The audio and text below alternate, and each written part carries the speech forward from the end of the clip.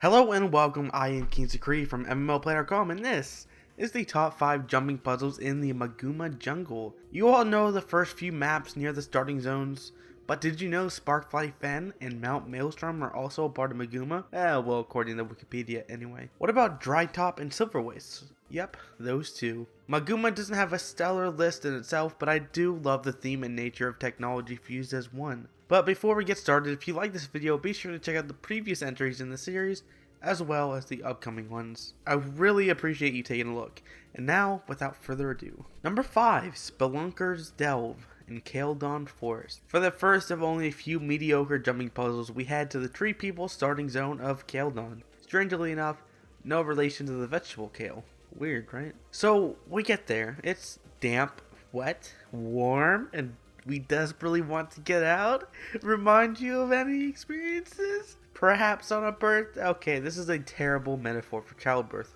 Why do I stoop so low? Because I have nothing else to say about this jumping puzzle. The Maguuma jungle doesn't have the most stellar puzzles. Well, to be more accurate, the ones that do hit hard.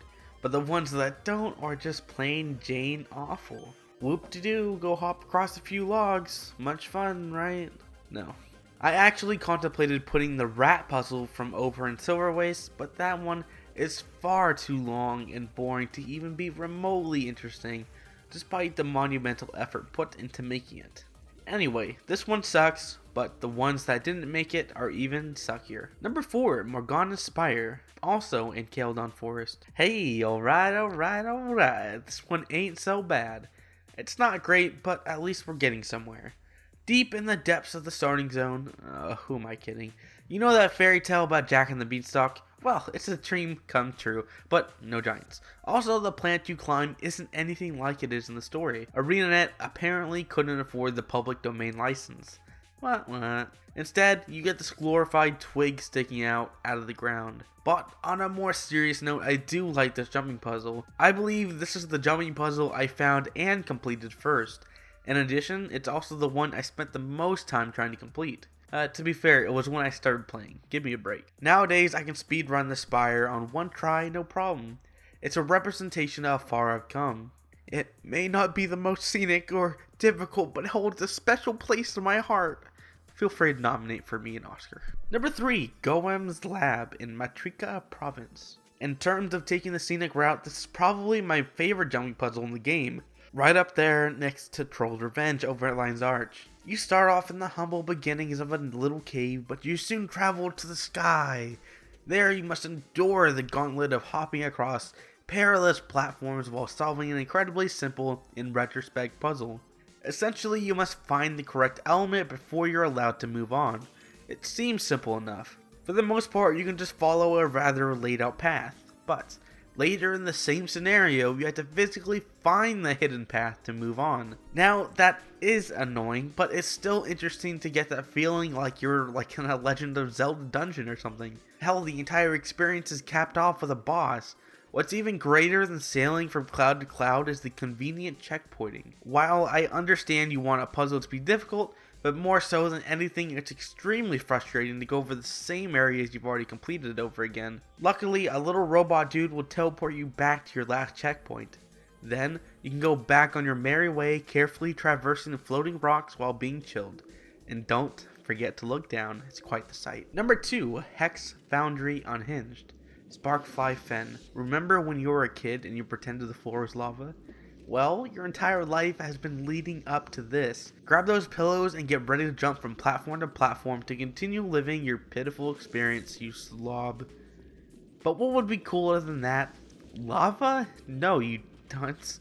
Not having to grab pillows as platforms, or having to move at all. That's nice too.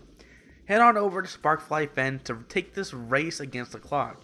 The premise of this one is simple, sure, but I love quick sprints like this. It's like a homage for most mainline Mario games. Any of the auto-scroll levels come immediately to mind. But why do you have to race? Because those glowy blue platforms disappear only seconds after being activated.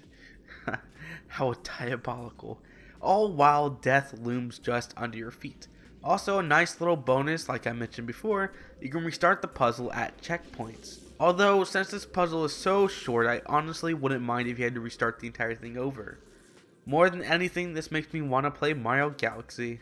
Oh hum. And last but not least, number 1.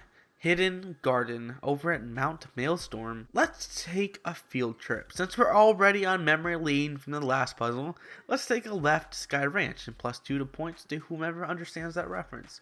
Now, this puzzle isn't exceptionally difficult, but just hard enough to keep you on your toes. I think they achieved the perfect difficulty here.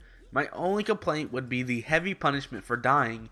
You would have to go back and find the dumb portal. You know what? I hate that, by the way. As if finding the start to the jumping puzzle wasn't hard enough, you have to go and make it damn near impossible without somebody telling you.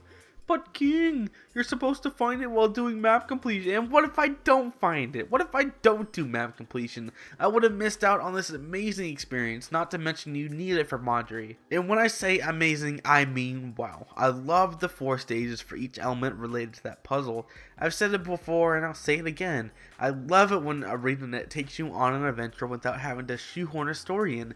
It's like a playground for you to play in. In addition to all that, it looks amazing and well crafted as well. This jumping puzzle is great. Oh, you know what just hit me? The difficulty of this puzzle is like hot chocolate that is just hot enough to warm your stomach, but not so hot that it burns your mouth. Pretty good, eh? Enjoy the sights, the hot chocolate, and your piece of Madri.